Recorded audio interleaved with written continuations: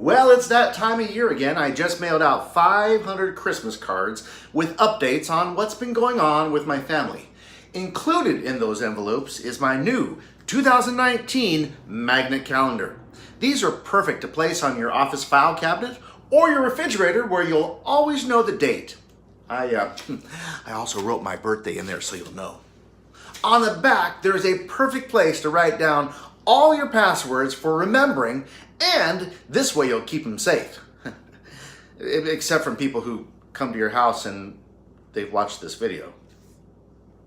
Well, anyway, place one on your refrigerator to assist with dieting or to deter children from constantly getting in the fridge to snack.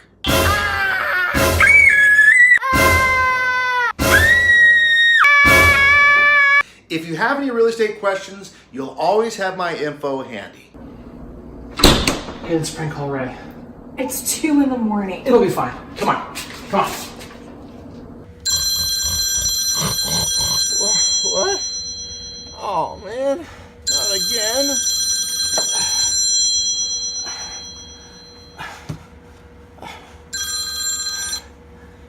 Hello? Is your refrigerator running? Yeah? Well, you better go catch it.